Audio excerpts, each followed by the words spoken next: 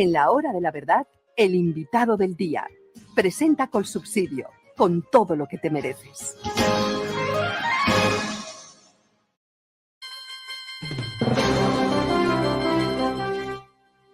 Senadora María Fernanda Cabal, muy buenos días.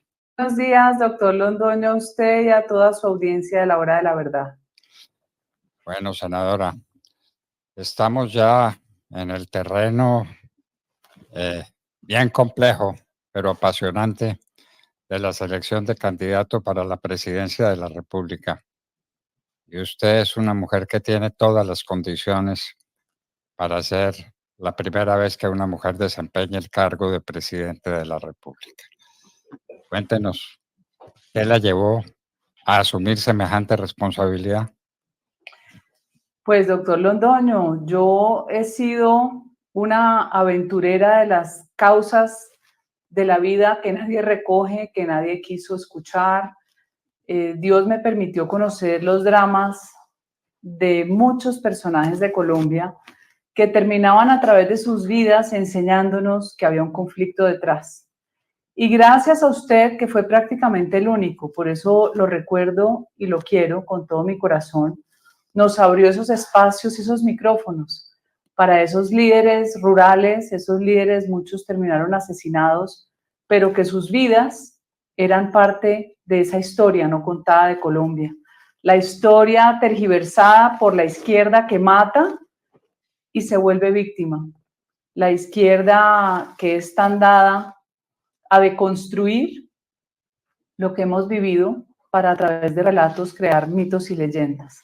Esa palabra, como muchas otras inventadas por el nuevo lenguaje, como la posverdad. ¿Qué es la posverdad? La que le sirve al que es más hábil para justificar la barbarie y convertirla en justa causa. Entonces, eso produjo en mi vida un deseo, no solo de alzar mi voz frente a la injusticia, sino un deseo de servir. Y yo siento que la política, con todos sus problemas, como me decía Olavo de Carvalho, la política es diabólica, María Fernanda. Yo decía, yo quiero creer que la política también sirve como misión. Esa misión de cambiar la vida de las personas para mejor es lo que me tiene aquí hoy, doctor Londoño, y usted ha conocido cómo ha sido ese ascenso desde que era una activista por comunidades olvidadas hasta ser la cabeza de lista de Cámara, que nadie quería asumir ese riesgo con Petro, de alcalde, sacar la lista más votada, pasar a Senado y después en este segundo periodo en Senado, tercero en el Congreso, ser la congresista más votada en la historia de Colombia. Nada menos que eso. Bueno, doctora María Fernanda, vamos a entrar en el terreno de las realidades. Usted ha sido elegida presidenta de la República de este país, tal como está ahora. No vamos a suponer que a la vuelta de casi 2 años que faltan para que termine este gobierno las cosas hayan cambiado de una manera o de otra, sino que está así, así. ¿Usted por dónde comenzaría su tarea? ¿Cuál sería el tema fundamental de sus ocupaciones y de sus preocupaciones en estos instantes decisivos para la vida del país?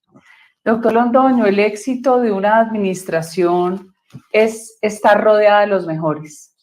La selección de las personas que me van a acompañar, que tienen que destacarse, es precisamente por el mérito, por la credibilidad y por la capacidad de construir en las carteras donde los vamos a ubicar. Esas personas que van a estar a nuestro lado tienen que ser nuestros coequiperos. Y allí tienen que estar los mejores estrategas, militares, miembros de la Armada, de la Fuerza Aérea y de la Policía, que ayudaron a rescatar el país desde que usted fue ministro del Interior, doctor Londoño, porque es que a usted le tocó una Colombia destruida. Ahora las amenazas pueden ser mucho más peligrosas porque la criminalidad hoy es transnacional, pero también las tecnologías para poderse defender. Mire lo que ha hecho Israel, dar de baja a toda la cúpula de Hamas y de Hezbollah con tecnologías de información y usando la superioridad aérea, que es la que aquí Petro no quiere usar con la excusa de los niños, que sabemos que es una mentira. Entonces, el mapa de Colombia, como esas películas que vemos nosotros, especialmente en la Segunda Guerra Mundial en blanco y negro, doctor Londoño, los generales alrededor, y un país que ya una vez usted, de la mano del presidente Uribe, nos devolvieron la libertad, hoy con los mejores estrategas que hayan guerreado, no de escritorio, de terreno, de combate, volviendo a hacer alianza con Israel, vamos a definir toda la política pública de defensa y de seguridad nacional por regiones. No es una política homogénea, no es igual el Urabá con la frontera, con la minería ilegal y con el tráfico de personas, a lo que es Arauca con la frontera donde se protege el ELN, el Catatumbo también con el ELN apoderado de municipios hace años, no es igual el Cauca con el componente indígena, por ejemplo, no es igual frontera al mar. Entonces, esas particularidades tenemos que analizarlas para saber cómo logramos determinar la mejor estrategia de recuperación de este país. Aquí tiene que volver la erradicación de la coca y tiene que volver la fumigación estratégica, preferiblemente la fumigación que se pueda hacer con aeronaves o con drones y no arriesgando las piernas ni la vida de soldados, policías y erradicadores. Esa será la primera escalera donde nosotros tenemos que dar golpes contundentes los 3 primeros meses porque eso devuelve la credibilidad a las personas. Y paralelamente quiero hacer lo que hizo Javier Milei, reducir drásticamente y de un solo tajo de lo que yo pueda hacer por vía administrativa ese gigantismo del Estado que tiene consumidos a todos los que producen riqueza a punta de unas cargas tributarias y fiscales impagables, que van a terminar en la informalidad de los colombianos para que no haya pensión después para nadie. A recortar el tamaño del Estado, a recortar todas las embajadas y consulados absurdos que habló la señora Francia Márquez con países donde no tenemos ni siquiera una mínima relación comercial, a recortar las consejerías, a recortar la duplicidad de funciones de las agencias del Estado y a volvernos mucho más profesionales en la atención a un ciudadano que vive desesperado por la cantidad de leyes locas que salen del Congreso en contravía de la libertad del ciudadano. Eso será paralelo y queremos dar victorias tempranas, como las ha llamado el presidente Uribe, que la gente sienta que volvió la autoridad y el orden. Nada menos que eso. Doctora María Fernanda, reducir el tamaño del Estado no quiere reducir la eficiencia del Estado. ¿Cómo va a hacer usted para reducir el tamaño del Estado, pero para hacerlo más eficiente y más capaz de servirle a la comunidad? Es que entre más grande es más corrupto, entre más pequeño hay más control. Aquí tenemos que adaptar igual como a las decisiones de política pública en defensa. La administración pública tiene que gozar de lo que hoy gozan la mayoría de las empresas, que es un flujo de procesos que se hace organizadamente, donde usted no tiene por qué volver a un pasado donde el exceso o la duplicidad de funciones y cargos que no se necesitan, pues terminan por afectar es al ciudadano, que una respuesta que debería ser inmediata se le demora demasiado tiempo. Ahí vamos a tener, doctor Londoño, que intervenir varias entidades, abrir una gran fuente de información con una página web y una línea 1-800, por ejemplo, para todas aquellas personas a las que el INVIMA no le haya resuelto la decisión, la resolución del registro. Una página igual, en ese mismo sentido, que vaya dirigida, por ejemplo, al ICA, con los permisos que requiere. Cada decisión del Estado demorada que significa un lucro cesante para ese inversionista pequeño, mediano o grande con su emprendimiento, con su empresa. Alguien me decía en chiste, hay que abrir una página y una línea telefónica de call center que se llame 1-800 palanca. En este país solo se ha hecho a través de palanca, pues lo vamos a hacer a través de una estructura funcional del Estado que mueva todos esos procesos que duermen o que están esperando seguramente una coima, una actitud como siempre buscando que a través del dinero, ya que la ineficiencia y el letargo institucional terminan haciendo que quien quiere salir adelante se pliegue a los deseos de ese funcionario de turno. Analizar el flujo de procesos en las agencias del Estado es estratégico y poner a la gente que sí sabe cómo son esas entidades a dirigirlas. Bueno, ya lo dijo usted, pero está claro, y está claro desde la época en que Álvaro Uribe Vélez lo dejó igualmente claro, igualmente fuerte. El gran problema de Colombia es la cocaína.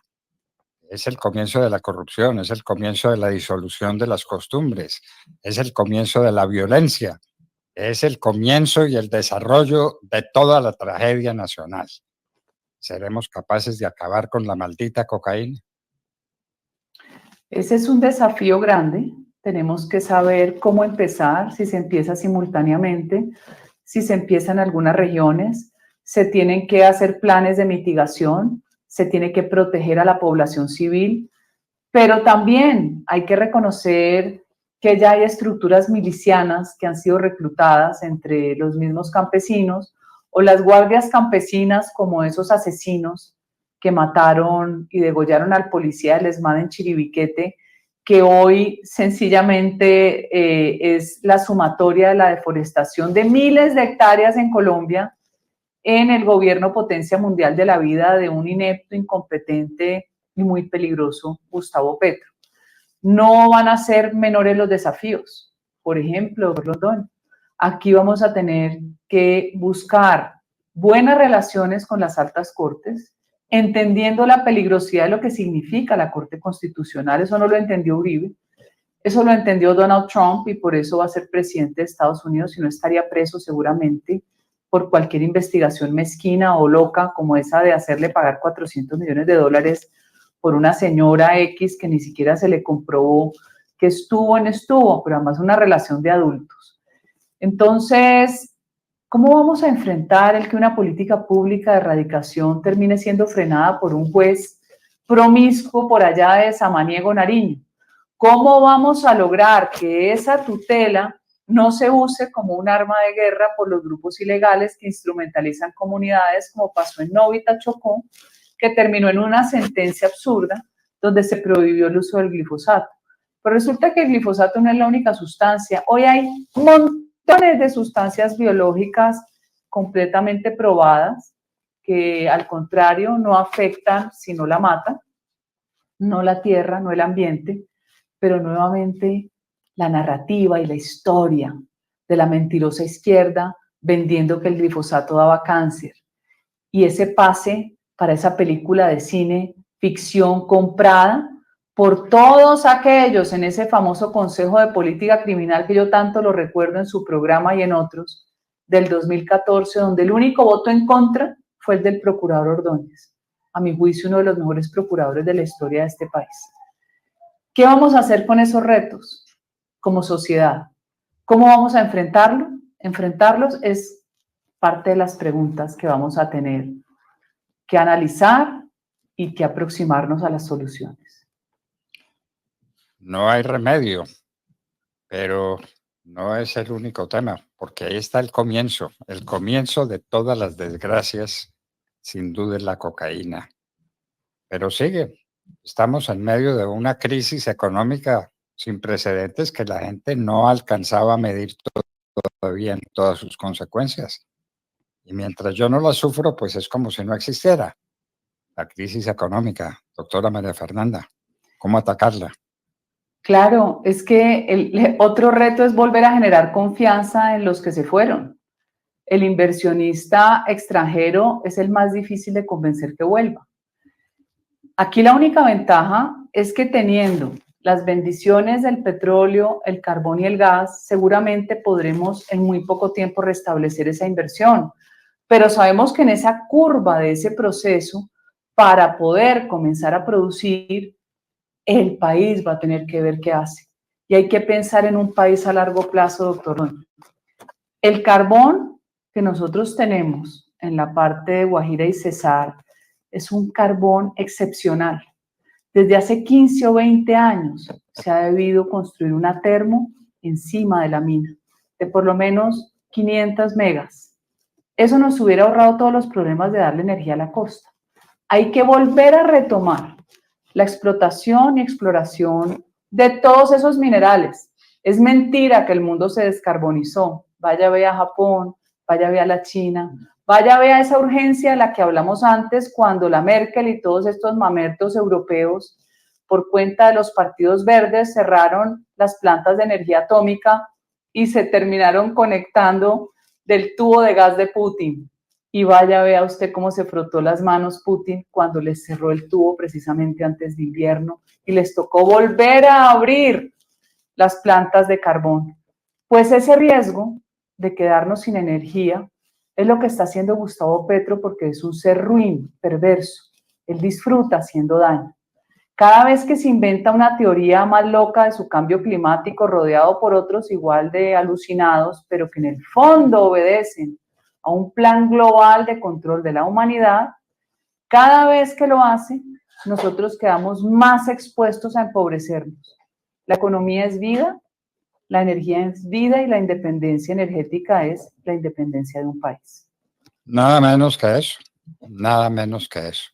Economía, el tema de la cocaína, la seguridad, que es un valor fundante, es el comienzo de todo, es la condición de todo. Sin seguridad no hay nada. Semejantes desafíos. ¿Y usted los va a asumir, senadora? Sí, porque doctor Londoño, yo digo que la vida pasa muy rápido y Dios le pone a uno oportunidades en el camino y tenemos el libre albedrío de decidir si las tomamos o no. Siento que es una misión desde antes de nacer y esos compromisos hay que cumplirlos, hay que hacerlos. Hay que mirar e inspirarse en personalidades que lograron cambiar el rumbo de países deshechos. Y hay que convocar, ahí sí, a un gran frente nacional independiente, que no se monte la izquierda depredadora, que ya tuvo la oportunidad de mostrarnos que son un peligro para la sociedad.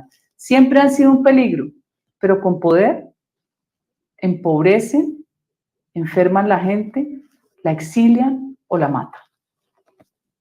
Nada menos que eso. Usted viene de una de las regiones más bellas de Colombia y del mundo, el Valle del Cauca, del que acaba de decir el doctor Petro que es una tragedia para Colombia y que es una tragedia para la humanidad, el Valle del Cauca y el azúcar que se recoge en el Valle del Cauca. Senadora, ¿vamos a aceptar ese desafío o nos vamos a arrugar? A él le parece bien la coca y piensa comprarla cometiendo un ilícito con dineros públicos y le parece una tragedia la caña de azúcar que gracias a la agroindustria 1,5 millones de familias pudieron salir de la pobreza a ser clase media. Los hijos de los corteros de caña son todos profesionales universitarios. Ese es un modelo de región de la que sienten inmensa envidia personajes menores llenos de resentimiento porque su propia incapacidad los hace odiar, cuando lo que se odian es a sí mismos. A Petro tampoco hay que ponerle mucha atención porque nos distrae mientras genera otro tipo de decisiones que hacen demasiado daño. Todo esto del control del agua, de las fuentes hídricas, una cantidad de decretos absurdos, van a quebrar desde el Cerrejón en el norte de Colombia hasta la caña y la agroindustria en el Valle del Cauca. Para mí, eso está pensado. Lo que pasa es que en medio del afán por destruir a Colombia, que se está acabando muy rápido, también se han encontrado una serie de escollos que no han podido implementar sus locuras, no han podido sobrepasar su propia perversidad. Y mal que bien, hemos logrado varios triunfos en el Consejo de Estado y en las Cortes. Vamos a seguir demandándole a Gustavo Petro todo para ver si las instituciones son suficientemente sólidas y logramos resistir lo que nos espera de la pesadilla que se llama Petro. Sí, señora, la pesadilla que se llama Petro, que la tenemos que dejar atrás o estaremos irremisiblemente perdidos. Senadora, ¿y cuándo, según los cálculos suyos, según los estimativos que tenga, podremos haber si usted es la candidata a la presidencia de la República por la que vamos a votar en las próximas elecciones. ¿Eso cuándo será? Pues, doctor Londoño, de todos los desafíos que usted me ha planteado para gobernar, creo que hay uno que se anticipa, que es ese, con un partido tan confuso para tomar decisiones. No lo sé, esperamos que sea a finales del otro año. Sentimos que si nos anticipamos mucho es muy peligroso con un gobierno como este, que puede deshacer un candidato de distintas maneras. Sentimos que sí es peligroso, si es más temprano que tarde, pero queremos que haya una decisión que no sea a través de encuesta, porque en eso no confío. No me gustó lo que pasó ni la vez pasada ni la antepasada.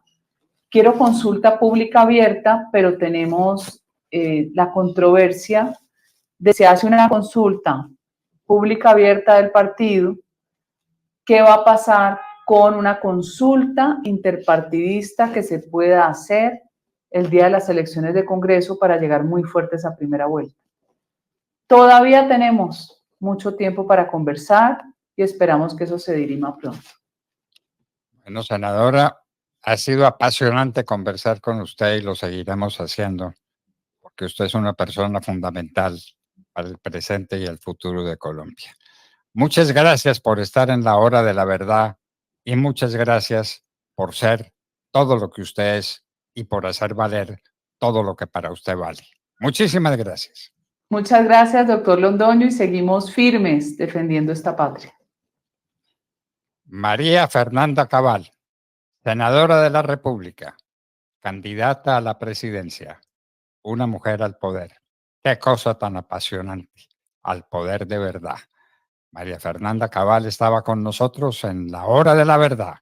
Dale un giro a tu rutina en Piscilago Colsubsidio y disfruta de un plan divertido por naturaleza con todo. Sí, con todo. Nosotros nos encargamos del transporte, el pasaporte de ingreso, el almuerzo y hasta del helado. Tú solo tendrás que preocuparte por la diversión. Compra tu plan con todo en www.piscilago.co y visítanos ahora. Aplican términos y condiciones. Vigilados por subsidio.